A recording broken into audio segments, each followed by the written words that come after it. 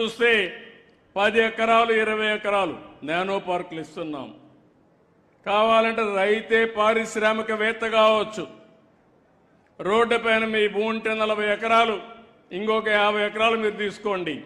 మీ ఇద్దరు ముగ్గురు కలిసి ఒక ప్రైవేట్ పార్కు పెట్టండి.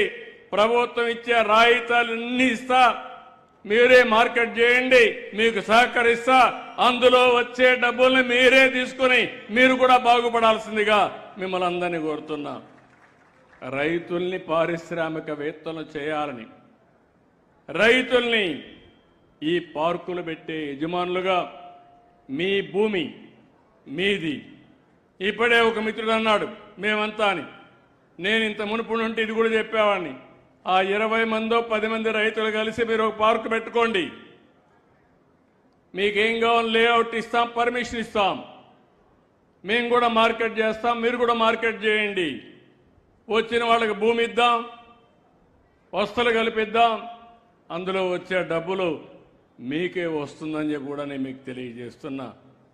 అలాంటి విధానానికి ఈరోజు శ్రీకారం చుడుతున్నాం. 10 ఎకరాల్లో నానో పార్క్ పెట్టచ్చు. అదే మరి 10 నుంచి 100 ఎకరాలు ఎంఎస్ఎంఈ పార్కులు పెట్టచ్చు. 100 ఎకరాల నుంచి ఇంకా ఎక్కువ ఉంటే మేజర్ పార్కులు కూడా ఎంఎస్ఎంఈ పార్కులు పెట్టి మనం ముందుకు పోయే పరిస్థితి వస్తుంది. ఆడబిడ్డలందరినీ కోరుతున్నాం, మీరు కూడా ఎంఎస్ఎంఈ పార్కుల్లో ఒక్కొక్క ఇండస్ట్రీ పెట్టి మీరు కూడా డబ్బులు సంపాదించే మార్గానికి దోహదం చేయాల్సిన అవసరం ఉంది. మగవాళ్లే ఇండస్ట్రీ పెట్టాలని లేదు. బాగా చదువుకున్నారు, ముందుకు రండి. ముందుకొచ్చి మీరు కూడా చేయగలిగితే అన్ని విధాలా మీకు కూడా సహకరిస్తామని చెప్పి నేను మీకు తెలియజేస్తున్నాను.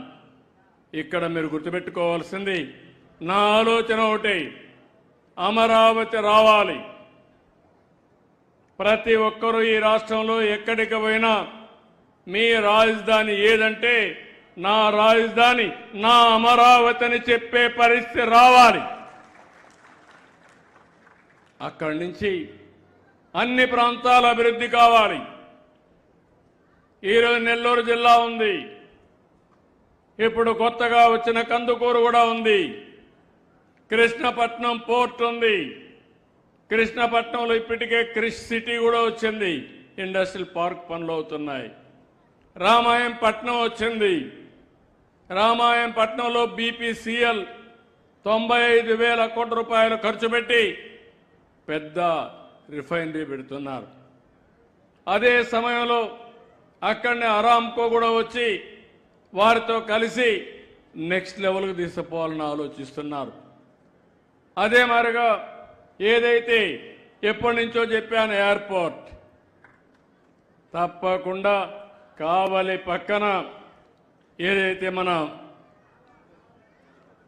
దగదర్తి ఎయిర్పోర్ట్ తొందరలోనే ప్రారంభించి వీలైనంత తొందరలో పూర్తి చేస్తాం. 2 పోర్ట్లు, ఒక ఎయిర్పోర్టు, భవిష్యత్తులో ఇంకా అనేక అభివృద్ధి కార్యక్రమాలు